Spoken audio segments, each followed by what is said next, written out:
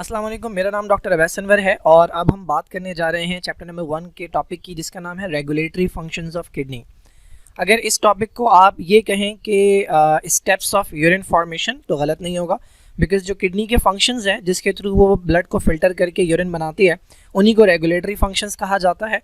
और इनको आप इस तरह भी कह सकते हैं कि यूरिन बनने के स्टेप्स जो हैं वो क्या हैं, तो गलत नहीं होगा।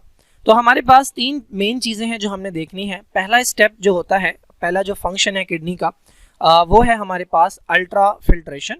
ठीक है, अल्ट्रा फिल्ट्रेशन के बाद जो सेकंड स्टेप आता है वो है रीअब्जॉर्प्शन, और उसके बाद जो थर्ड स्टेप आता है उसे हम कहते हैं ट्यूबुलर सिक्रीशन। ये 3 मेन स्टेप हैं, इसके अलावा 1-2 बातें और है जो हम देखेंगे।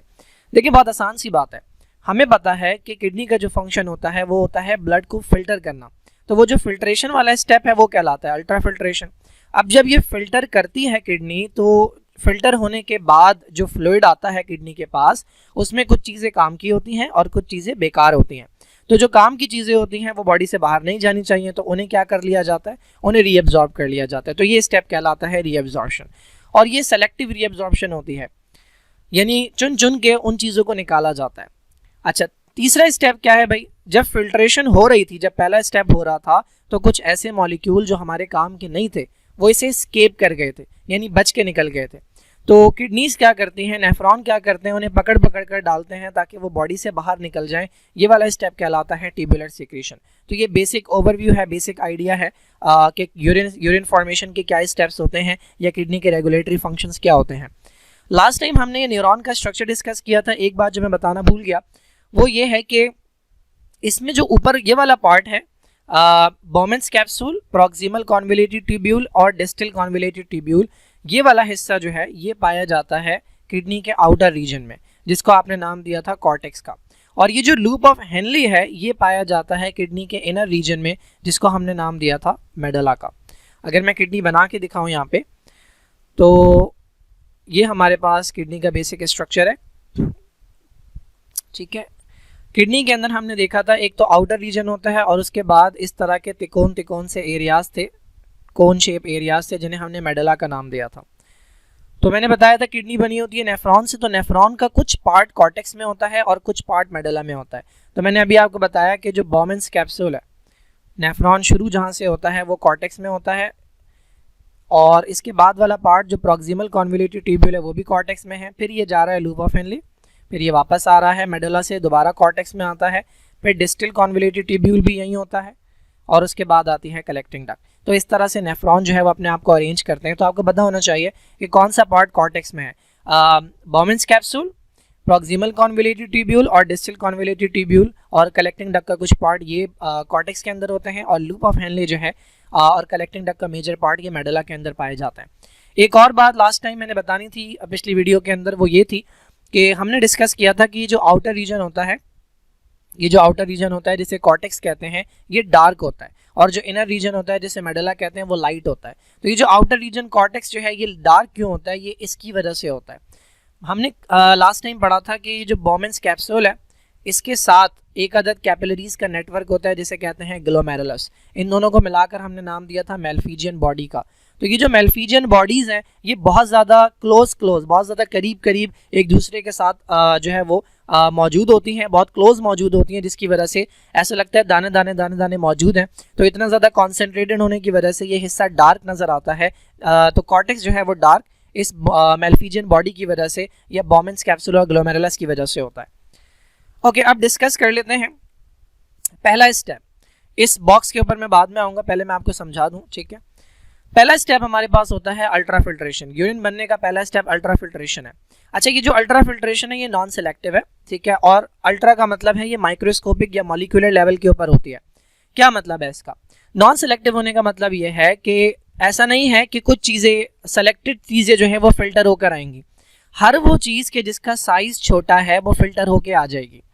डजेंट मैटर बॉडी के काम की है या नुकसानदेह है, हर वो चीज़ जिसका साइज़ छोटा है वो पास होके आ जाएगी। जब भी हम इसे कहते हैं नॉन सेलेक्टिव, और अल्ट्रा फिल्ट्रेशन के ये मॉलिक्यूलर लेवल के ऊपर काम हो रहा है। तो ये अल्ट्रा फिल्ट्रेशन कहाँ होती है? तो ये इस पॉइंट के ऊपर होती है, ये इस पॉइंट के ऊपर होती है जिसे आप कहते हैं मेल्फिजियन बॉडी। ठीक है, ये पूरा पार्ट जो है ये मेल्फिजियन बॉडी कहलाता है। तो यहाँ से ब्लड आ रहा है, इसे हमने कहा था एफरेंट आर्टेरियोल, फिर ये यहाँ आता है ग्लोमेरुलस के अंदर, तो यहाँ से फ्लूइड मूव करके आता है इस बॉमेंस कैप्सूल की दोनों दीवारों के दरमियान जो जगह है यहाँ पे, ये आ गया फ्लूइड।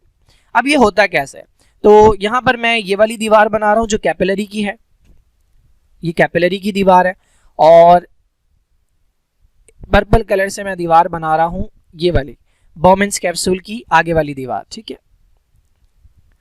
इन दोनों दीवारों के दरमियान में मौजूद होती हैं स्पेसेस, गैप्स मौजूद होते हैं, ठीक है। तो सपोज ये एक गैप मौजूद है, ये एक और गैप मौजूद है, ये एक और गैप मौजूद है, इन्हें सीव्स कहते हैं या इन्हें स्लिट्स कहते हैं। तो दीवार के इस तरफ यहाँ पर ब्लड मौजूद है, तो इस ब्लड में से हर वो चीज़ जो साइज में छोटी हो, इतनी छोटी कि इससे गुजर जाए, वो चली जाएगी, चाहे वो काम की हो चाहे वो बेकार हो, वो आ जाएगी इधर। और जब ये ब्लड में से निकल के इधर आ जाएगा तो अब इसे ब्लड नहीं कहा जाएगा, अब इसे प्लाज्मा भी नहीं कहा जाएगा, अब इसके लिए एक वर्ड यूज़ किया जाता है और वो है फिल्ट्रेट। तो यहाँ पर कैपिलरीज के अंदर जो चीज़ फ्लो कर रही है वो ब्लड है, लेकिन जब इसमें से मटेरियल निकल के यहाँ आ गया बॉमेंस स्पेस के अंदर, ये जो दो दीवारों के दरमियान जगह है ये बॉमेंस स्पेस कहलाती है।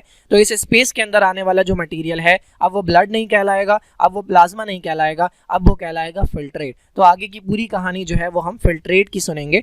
तो फिल्ट्रेट के अंदर चीज़ें जाएंगी, फिल्ट्रेट में से चीज़ें निकाली जाएंगी, तो ये जो मटीरियल है ये फिल्ट्रेट कहलाता है। अच्छा, अब वो क्या चीज़ें हैं ब्लड में से जो ये क्रॉस नहीं कर सकती। तो देखिए, पहली बात तो ये जो फिल्ट्रेशन हो रही है, अल्ट्रा फिल्ट्रेशन जिसे कहते हैं, ये दो चीज़ों पर डिपेंड करती है। एक साइज, हर वो चीज़ जो साइज में छोटी होगी वो ब्लड में से क्रॉस करके आ जाएगी बॉमेंस स्पेस के अंदर, जिसे आप फिल्ट्रेट का नाम देंगे। सेकंड, जो चीज़ इस फिल्ट्रेशन को कंट्रोल करती है वो है चार्ज। ये बुक में नहीं लिखा हुआ, लेकिन चार्ज जो है ये भी कंट्रोल करता है। इस मेम्ब्रेन के ऊपर ये जो दीवार बनी हुई है ना, ये जो छन्नी है जिसमें से ब्लड छन रहा है, इसके ऊपर अपना जो चार्ज होता है वो नेगेटिव होता है। तो हर वो चीज़ जो नेगेटिव है वो जब जाने की कोशिश करेगी, अगर ये नेगेटिव मॉलिक्यूल है, ये जाने की कोशिश करेगा तो इसे वापस भेज दिया जाएगा। पॉजिटिव चीज़ें जो हैं और न्यूट्रल चीज़ें जो हैं वो गुजर जाएंगी। तो दो चीज़ें हो गई। नंबर वन, ये चार्ज डिपेंडेंट है, यानी हर वो मॉलिक्यूल जो पॉजिटिवली चार्ज है या न्यूट्रल है वो गुजर सकता है। और सेकंड, ये साइज डिपेंडेंट है, हर वो मॉलिक्यूल जो छोटा है वो गुजर सकता है, बड़े मॉलिक्यूल नहीं गुजर सकेंगे। तो बुक के अंदर दो चीज़ें मेंशन की गई हैं जो यहाँ से नहीं गुजर सकती ब्लड में से। एक है हमारे पास प्लाज्मा के अंदर मौजूद प्रोटीन्स। आपने फर्स्ट ईयर के अंदर पढ़ा होगा, ब्लड के अंदर जो लिक्विड पोर्शन होता है वो प्लाज्मा कहलाता है, और इसके अंदर दो तीन तरह की प्रोटीन आपने पढ़ी होंगी, एल्बुमिन, ग्लोबुलिन, फिब्रिनोजिन और प्रोथ्रोम्बिन। ये वो प्रोटीन्स हैं जिनका साइज बड़ा होता है, ये नहीं गुजर पाते। और ब्लड के सेल्स यानी red blood cell, white blood cell और प्लेटलेट्स, इनका साइज बड़ा होता है, तो ये इस फिल्ट्रेशन के प्रोसेस को पार नहीं कर पाते। और ये अच्छी बात है। कौन चाहेगा कि उसके ब्लड के सेल्स जो हैं वो यूरिन के अंदर चले जाएं? कौन चाहेगा कि उसकी ब्लड की प्रोटीन्स जो हैं वो यूरिन के अंदर चली जाएं? तो इनका साइज बड़ा होता है या इनके ऊपर चार्ज नेगेटिव होता है, जिसकी वजह से ये दो चीज़ें क्रॉस नहीं कर पाती। बाकी जो लिक्विड मटीरियल है, जो फ्लूइड है, जो प्लाज्मा है, वो चला जाएगा और उसके अंदर जो डिजॉल्व सब्सटेंसेस होते हैं, चाहे वो काम के हो चाहे वो काम के ना हो, वो मूव करके चले जाएंगे कैपिलरीज से बॉमेंस की स्पेस के अंदर। अच्छा, अब ये फिल्ट्रेशन हो क्यों रही है? एक तो रीज़न मैंने बता दिया कि जो दीवारें हैं उनके अंदर क्या मौजूद है, उनके अंदर स्पेसेस मौजूद हैं। इन स्पेसेस को यहाँ पर नाम दिया गया है सीव का, सीव कह लें या स्लिट कह लें, ये एक रीज़न है। दूसरा रीज़न क्या है? दूसरा रीज़न ये है कि ये जो ग्लोमेरुलस है, ये जो कैपिलरीज का नेटवर्क है, यहाँ का जो प्रेशर होता है वो हाई होता है। क्यों है प्रेशर हाई? उसका रीज़न ये है कि ये जो एफरेंट आर्टेरियोल है, लाने वाला, ब्लड को लेकर आने वाला, इसका डायमीटर होता है ज़्यादा। एफरेंट आर्टेरियोल का डायमीटर ज़्यादा है और ये जो ले जाने वाला है एफरेंट आर्टेरियोल, इसका डायमीटर है कम। एफरेंट आर्टेरियोल का डायमीटर है कम। अब देखिए इसका नुकसान, इसका फ़ायदा क्या होता है?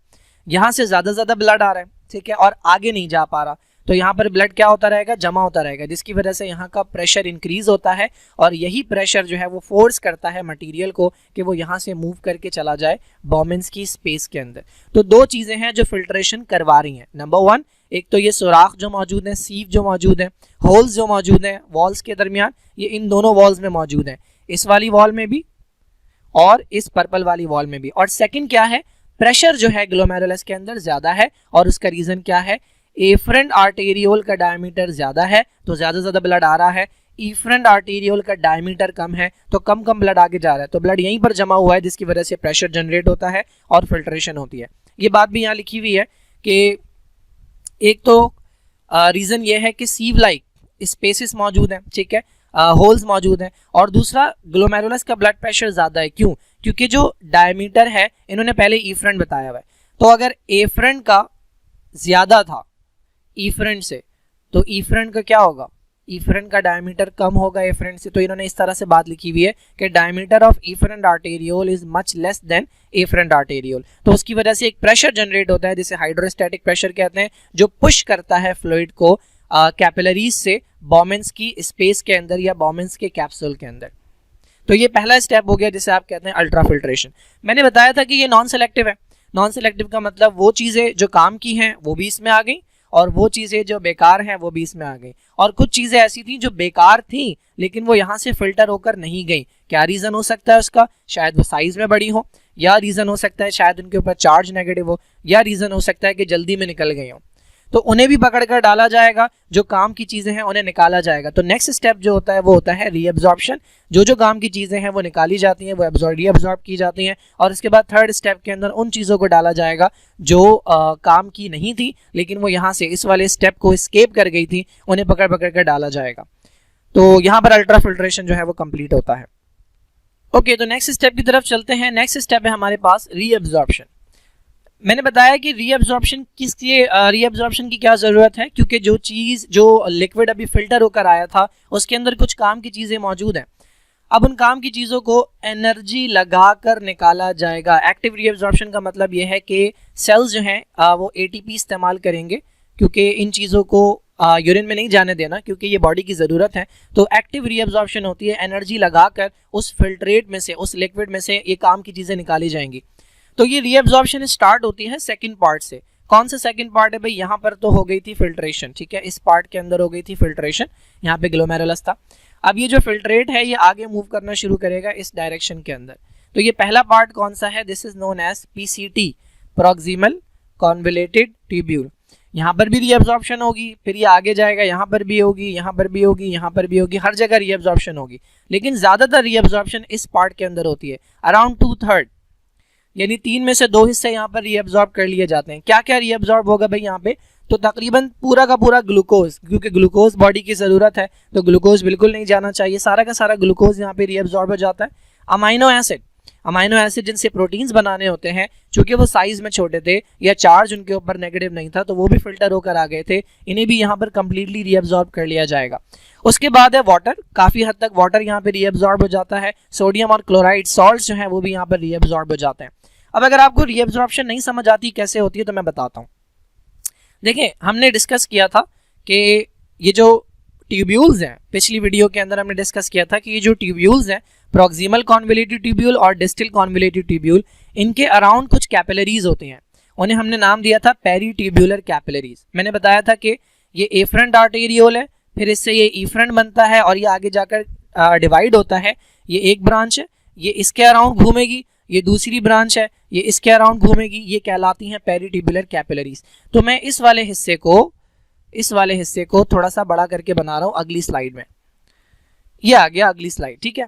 ये प्रॉक्सिमल कॉन्वोल्यूटेड ट्यूब्यूल है, ये मैंने इसके सेल्स बड़े करके बना दिए। मैंने पहले ही बताया था कि नेफ्रॉन एक सेल नहीं है, नेफ्रॉन बहुत सारे सेल से मिलकर बना हुआ है। तो ये नेफ्रॉन के सेल्स हैं, ये प्रॉक्सिमल कॉन्वोल्यूटेड ट्यूब्यूल के सेल्स हैं, और इनके ऊपर ये मौजूद है क्या? पेरीट्यूबुलर कैपिलरी, ठीक है। होता क्या है, रीअब्जॉर्प्शन कैसे होती है? अब सपोज कर लें ये यहाँ पर मौजूद है ग्लूकोज का मॉलिक्यूल। अब आपको पता है ग्लूकोज जो है ये बॉडी की ज़रूरत है, तो ग्लूकोज को रीअब्जॉर्ब करना है। तो होता यह है कि सेल्स के अंदर ना दरवाजे लगे हुए होते हैं, इस दरवाजे से पहले इसे लाया जाएगा सेल के अंदर, ये ग्लूकोज सेल के अंदर आ गया। उसके बाद पीछे दरवाज़ा होगा जिससे इसको डाल दिया जाएगा यहाँ पे। सेल्स के बाहर जो स्पेस होती है उसे हम कहते हैं इंटरस्टिशियल स्पेस, अच्छा, या टिश्यू फ्लूइड कहलाता है। उसके बाद क्या होगा, ये जो कैपिलरी यहाँ से गुजर रही है ना, ये ग्लूकोज इसके अंदर बैठ जाएगा और ये ब्लड जो है इसे लेकर बॉडी के अंदर चला जाएगा। This is how reabsorption occurs. Similarly अगर अमाइनो एसिड ने आना है तो ये हमारे पास अमाइनो एसिड है, किस कलर से बनाऊं? इस कलर से बनाता है। ये हमारे पास अमाइनो एसिड है, ठीक है, this is an amino acid. Amino acid भी ज़रूरत है बॉडी की, तो यहाँ पर दरवाज़ा लगा होगा। पहले ये अमाइनो एसिड इस दरवाजे से सेल के अंदर आएगा और फिर पिछले दरवाजे से इसे बॉडी में छोड़ दिया जाएगा। देखें, जो भी चीज़ इस ट्यूब में है ना, जो भी चीज़ इस ट्यूब के अंदर है वो बॉडी से बाहर जाएगी, और जो चीज़ इस ट्यूब से निकाल ली गई वो बॉडी के अंदर आ गई, ठीक है। अब वो आपकी है, वो यूरिन के अंदर नहीं जाएगी। तो पहले इस दरवाजे से अंदर लाया गया और उसके बाद पिछले दरवाजे से यहाँ छोड़ दिया गया, और जो ब्लड यहाँ से गुजर रहा था ये अमाइनो एसिड उसके अंदर शामिल हो गया और ये ब्लड उसे लेकर आगे चला जाएगा। This is how reabsorption occurs. तो प्रॉक्सिमल कॉन्वोल्यूटेड ट्यूब्यूल में जो रीअब्जॉर्प्शन हो रही है ग्लूकोज की, अमाइनो एसिड की, वाटर की और सॉल्ट्स की, ये इसी तरीके से होती है। अच्छा, ये जो दरवाजे हैं ये कौन है? तो आपने पढ़ा होगा कि सेल की जो मेम्ब्रेन होती है वो दो चीज़ों से बनती है। ये सेल की मेम्ब्रेन है। इस सेल की मेम्ब्रेन को अगर आप बड़ा करके देखें तो ये कुछ इस तरह की नजर आती है। इसमें ये फॉस्फोलिपिड होता है, ये फर्स्ट ईयर के अंदर आपको पढ़ाया जाता है। फॉस्फोलिपिड की 2 लेयर्स होती हैं और बीच बीच में मौजूद होती हैं कुछ प्रोटीन्स, और ये प्रोटीन्स 2 तरह की होती हैं। एक वो होती हैं जो फॉस्फोलिपिड की दोनों लेयर्स में होती हैं, ये एक लेयर है, ये दूसरी लेयर है, ये दोनों लेयर के अंदर मौजूद है। इन प्रोटीन्स के अंदर होते हैं होल्स, ये प्रोटीन्स कहलाती हैं चैनल प्रोटीन्स। इनके जरिए कोई चीज़ सेल के अंदर आ सकती है और सेल के बाहर जा सकती है।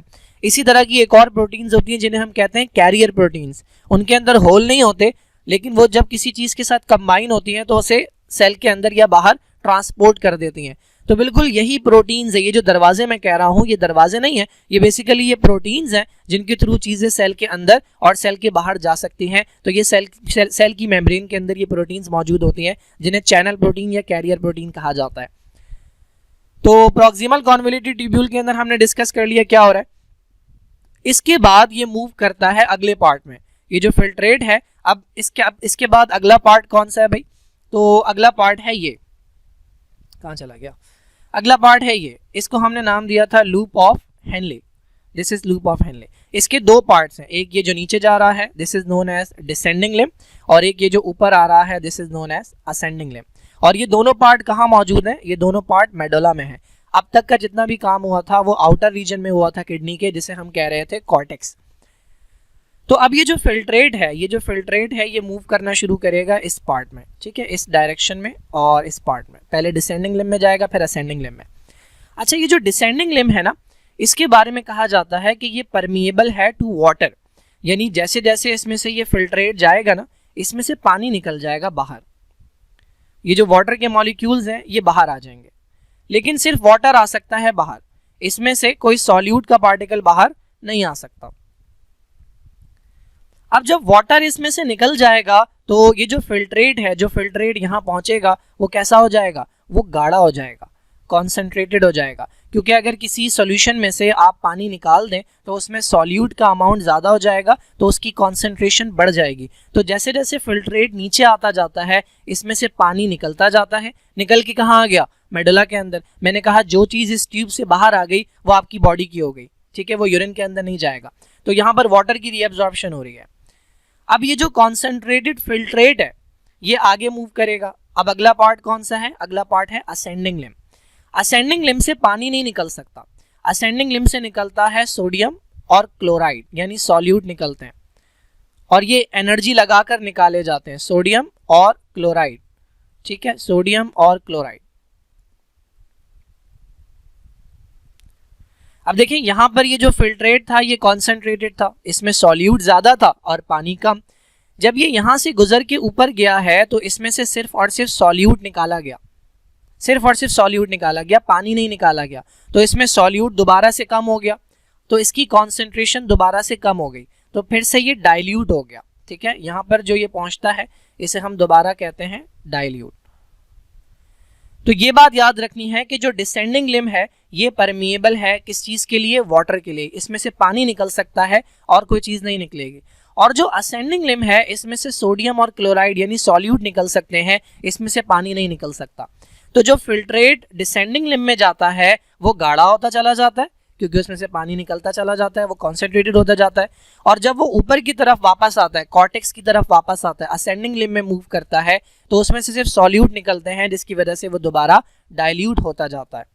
अब ये फिल्ट्रेट जो है ये आकर पहुंच गया है इस वाले पार्ट में, जिसको हम नाम देते हैं डिस्टिल कॉन्वोल्यूटेड ट्यूब्यूल का। यहाँ पर अगेन रीअब्जॉर्प्शन होती है। किस चीज की रीअब्जॉर्प्शन होती है भाई यहाँ पे? तो इंपॉर्टेंट जो आपने याद रखना है, जो यहाँ पर निकाले जाते हैं, जो यहाँ पर रीअब्जॉर्ब किए जाते हैं, वो है कैल्शियम HCO3, जिसे आप कहते हैं बाइकार्बोनेट। ये एब्जॉर्ब किए जाते हैं और कुछ चीजें डाली जाती हैं। वो क्या चीजें डाली जाती हैं? वो है हाइड्रोजन H पॉजिटिव, ये आपकी बॉडी से डाला जाएगा यूरिन के अंदर, और डाला जाएगा पोटेशियम, ये डाला जाता है बॉडी से इस यूरिन के अंदर। इसे हम कहते हैं सीक्रीशन। ये सीक्रीशन मैं अभी बताता हूं, यहां पर भी होती है और यहां पर भी होती है, इन दोनों पार्ट्स के अंदर होती है। खैर, तो रीअब्जॉर्प्शन किसकी हो गई? इसमें से कैल्शियम आपने लाजमी याद रखना है, क्योंकि यहाँ पर एक हार्मोन भी वर्क करता है। तो कैल्शियम निकाला जा रहा है, बाइकार्बोनेट निकाला जा रहा है, इसके अलावा वाटर की भी एब्जॉर्प्शन होगी, इसके अलावा सोडियम की भी एब्जॉर्प्शन होगी, और क्लोराइड की भी होगी, और बाइकार्बोनेट की भी होगी रीअब्जॉर्प्शन। इसके बाद ये एंटर हो जाएगा इस पार्ट के अंदर, this is known as collecting duct.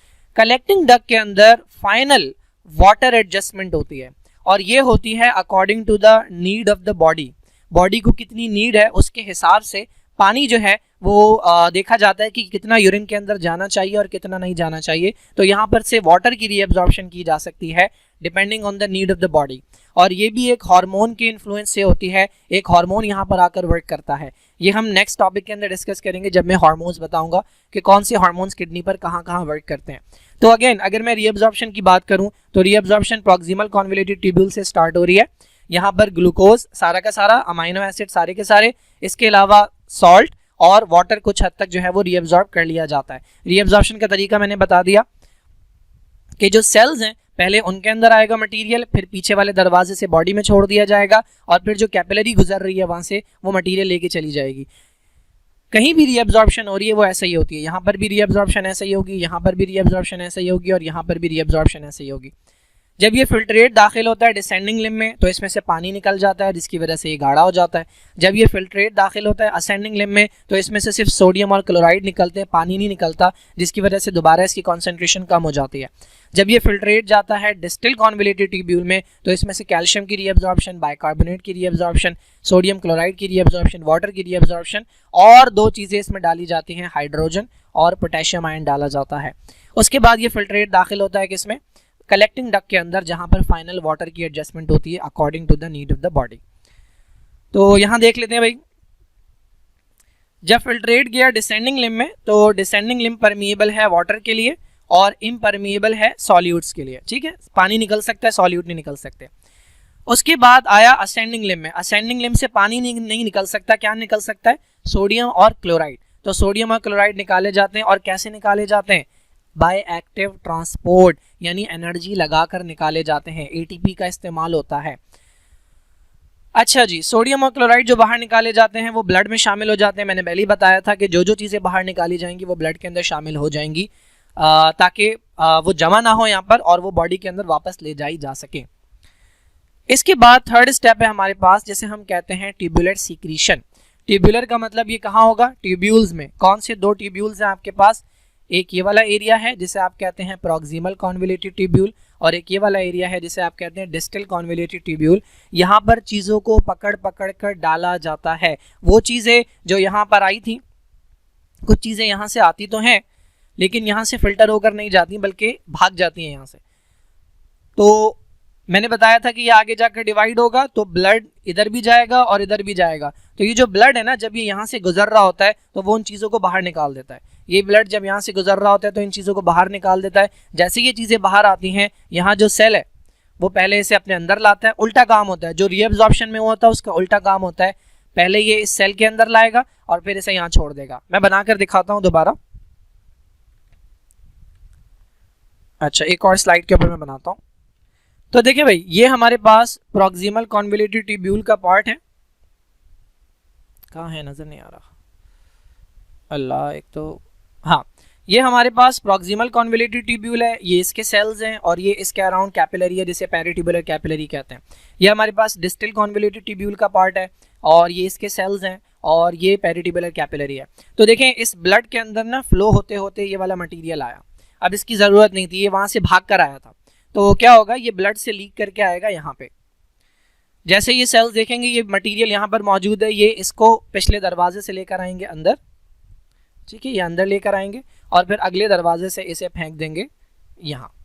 तो अब ये यूरिन के अंदर शामिल हो गया। सिमिलरली ये डिस्टल कॉन्वोल्यूटेड ट्यूब्यूल है, इसके अराउंड भी कैपिलरी है, तो जो मटेरियल यहाँ पर मौजूद था ये पहले बाहर आएगा सेल्स के अराउंड। सेल्स जैसे ही इसे देखेंगे तो पिछले दरवाजे से अंदर लाएंगे और अंदर लाने के बाद अगले दरवाजे से इसे इस ट्यूब में फेंक देंगे ताकि ये बॉडी से बाहर जाए, क्योंकि ये हार्मफुल सब्सटेंस है और ऐसा सब्सटेंस है जो या तो एस्केप कर गया था, ठीक है, या किसी और वजह से ये फिल्टर नहीं हो सका था और इसकी बॉडी को ज़रूरत नहीं है। तो बहुत सारी चीज़ें ऐसी होती हैं, कुछ ड्रग्स होते हैं, ड्रग्स का मतलब वो मेडिसिन जो हम इस्तेमाल करते हैं, कुछ मेडिसिन इस तरीके से डाली जाती हैं नेफ्रॉन के अंदर, स्पेशली जो नेफ्रॉन के ऊपर वर्क करती हैं, जो किडनी के लिए होती हैं, उनको इसी तरीके से डाला जाता है, नेफ्रॉन तक पहुंचाया जाता है।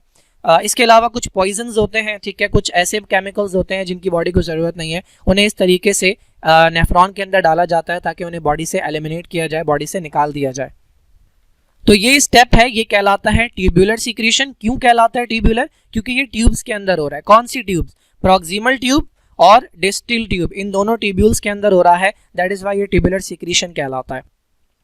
तो मैं आपको बता चुका हूँ कि प्रॉक्सिमल और डिस्टल दोनों के अंदर ये सिस्टम लगा हुआ होता है। किस चीज़ के लिए? कुछ पॉइजन सब्सटेंसेस के लिए। इसके अलावा नाइट्रोजनस सब्सटेंसेस, नाइट्रोजनस में क्या क्या आता है भाई? अमोनिया आ जाता है, ठीक है, हमें नहीं चाहिए, यूरिया नहीं चाहिए, यूरिक एसिड, क्रिएटिनिन, कुछ भी नहीं चाहिए इनमें से। अच्छा, इसके अलावा अच्छा, ये वो मटेरियल थे जो एस्केप कर गए थे फिल्ट्रेशन को, ठीक है। मैंने बताया था आपको हाइड्रोजन, डिस्टिल कॉन्वोल्यूटेड ट्यूब्यूल के अंदर क्या डाल रहे थे? हाइड्रोजन डाल रहे थे। कहाँ गया? हाँ, यहाँ मैंने बताया था हाइड्रोजन, और इसके अलावा पोटेशियम भी। इसके अलावा एक और भी इन्होंने दिया हुआ है, अमोनियम। अमोनियम है NH4 पॉजिटिव। ये भी डाले जाते हैं बॉडी से निकाल के, इन्हें डाला जाता है यूरिन के अंदर। क्यों? ताकि बॉडी के अंदर एसिड और बेस का बैलेंस जो है वो मेंटेन किया जाए। फॉर एग्जांपल, अगर ब्लड के अंदर बहुत ज़्यादा हाइड्रोजन आयन है और जो डिस्टिल कॉन्वोल्यूटेड ट्यूब्यूल है उसमें ये हाइड्रोजन आयन जो है वो यूरिन में नहीं जा रहे, सपोज नहीं जा रहे, नॉर्मली जाते हैं लेकिन नहीं जा रहे, तो ये हाइड्रोजन आयन बॉडी में क्या हो जाएंगे? ज़्यादा। आपको पता है जब हाइड्रोजन आयन ज़्यादा हो जाते हैं तो पीएच क्या हो जाती है? पीएच कम हो जाती है। पीएच और हाइड्रोजन आयन का जो रिलेशन होता है वो इन्वर्स होता है, यानी जितने आपके पास बॉडी में हाइड्रोजन आयन ज़्यादा होंगे पीएच उतनी कम हो जाएगी, और पीएच कम होने का मतलब होता है पीएच एसिडिक। और चाहे पीएच एसिडिक हो चाहे पीएच बेसिक हो, ये बॉडी के लिए नुकसानदेह होती है। दैट इज़ वाई इनका नंबर जो है हाइड्रोजन का भी और जो दूसरा आयन मैंने आपको बताया था HCO3, जिसे रीअब्जॉर्ब किया जा रहा था, देख कर रीअब्जॉर्ब किया जाता है, देख कर डाला जाता है कि कितना डालना है और कितना रीअब्जॉर्ब करना है। तो ये जो सीक्रेशन वाला है, यानी नेफ्रॉन के अंदर डालने वाला है, ये काम होता है प्रॉक्सिमल कॉन्वोल्यूटेड ट्यूब्यूल के अंदर, और डिस्टल कॉन्वोल्यूटेड ट्यूब्यूल में ये स्टेप्स कहलाते हैं ट्यूबुलर सीक्रेशन। ओके, अब जो लास्ट चीज़ हमने डिस्कस करनी है रेगुलेटरी फंक्शंस ऑफ किडनी में, वो है काउंटर करंट सिस्टम। अब ये जो काउंटर करंट सिस्टम है हमारे पास, ये दो तरह का है। एक को कहते हैं काउंटर करंट मल्टीप्लायर और एक को हम कहते हैं काउंटर करंट एक्सचेंज। तो पहले हम काउंटर करंट मल्टीप्लायर डिस्कस करते हैं कि ये क्या है। देखिए भाई, ये हमारे पास लूप ऑफ हेनले है। लूप ऑफ हेनले वो पार्ट था जो मेडुला के अंदर जा रहा था। अब इसके अंदर होता क्या है, इसके दो पार्ट्स हैं। एक इसका ये डिसेंडिंग लिम्ब है जो नीचे की तरफ जा रहा है, और एक इसका ये असेंडिंग लिम्ब है जो ऊपर की तरफ आ रहा है। मैंने आपको बताया था कि जो डिसेंडिंग लिम्ब होता है वो परमिएबल होता है किस चीज़ के लिए? वाटर के लिए।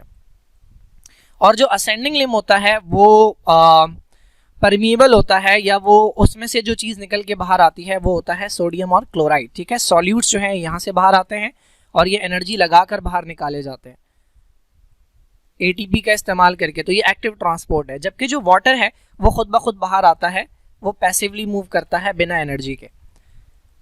अब इसे काउंटर करंट क्यों कहते हैं? क्योंकि देखें, यहाँ से जो फिल्ट्रेट है वो डाउनवर्ड मूव कर रहा है, उसकी डायरेक्शन ये है, और यहाँ से जो फिल्ट्रेट है ये अपवर्ड मूव कर रहा है। तो दोनों की डायरेक्शन के अंदर दोनों की डायरेक्शन जो है वो ऑपोजिट है। इसी वजह से इस सिस्टम को कहा जाता है काउंटर करंट।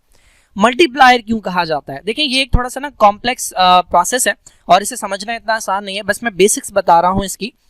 देखिए, यहाँ से जो फिल्ट्रेट मूव करके आया है यहाँ पे, जब वो यहाँ पर पहुँचेगा तो इसमें से सोडियम और क्लोराइड निकाले जाएंगे।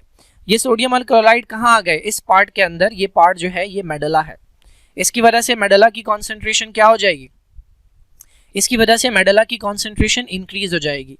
ये जो मेडुला की कॉन्सेंट्रेशन बढ़ेगी ये इस पानी को क्या करेगी, पानी को अट्रैक्ट करेगी। आपको पता है जो सॉल्यूट्स हैं वो अट्रैक्ट करते हैं वाटर को, तो जो सोडियम और क्लोराइड यहाँ से निकाले गए थे वो मेडुला की कॉन्सेंट्रेशन बढ़ाएंगे और ये जो इंक्रीज कॉन्सेंट्रेशन है मेडुला की ये इस वाटर को अट्रैक्ट करेगी और मोर एंड मोर वाटर जो है वो रीअब्जॉर्ब होगा। अगेन क्या होगा, ये फिल्ट्रेट मूव करके यहाँ जाएगा, इसमें से सोडियम और क्लोराइड मोर एंड मोर निकाला जाएगा जिसकी वजह से कॉन्सेंट्रेशन इंक्रीज होगी और ये इंक्रीज कॉन्सेंट्रेशन जो है ये वाटर को अट्रैक्ट करेगी एंड मोर वाटर एब्जॉर्ब होगा। तो ये हो क्या रहा है, ये जो इफेक्ट है वाटर की रीअब्जॉर्प्शन का जो इफेक्ट है ये मल्टीप्लाई हो रहा है और चूंकि ये ऑपोजिट डायरेक्शन के अंदर मूव कर रहे हैं तो इस सिस्टम को कहा जाता है काउंटर करंट मल्टीप्लायर। मेडुला की कॉन्सेंट्रेशन बढ़ाने में एक हाथ तो सोडियम और क्लोराइड का है जो कि यहाँ पर असेंडिंग लिम्ब से निकाल कर डाले जा रहे हैं।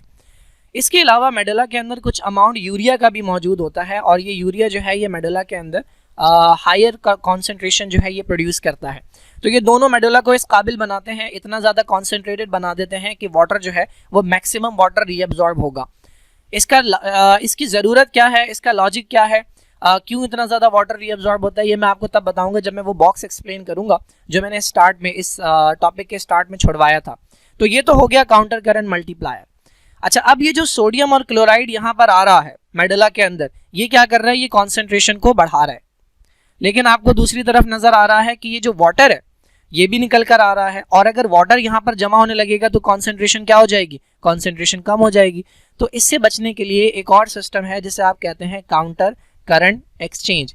उसके अंदर लूप ऑफ हेनली के साथ साथ मैंने पहले भी बताया था कि एक अदद ब्लड की कैपिलरी जो है वो चलती हुई जा रही होती है।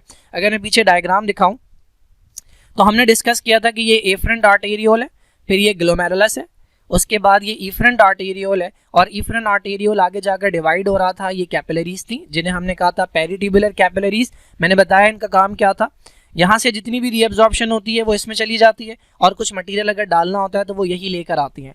इसके अलावा यहाँ के जो सेल्स हैं, जाहिर है हर सेल को ऑक्सीजन चाहिए होती है, हर सेल को ग्लूकोज चाहिए होता है, तो इनको नरिशमेंट वगैरह प्रोवाइड करना, ऑक्सीजन प्रोवाइड करना ये इन पेरिट्यूबुलर कैपिलरीज की जिम्मेदारी होती है।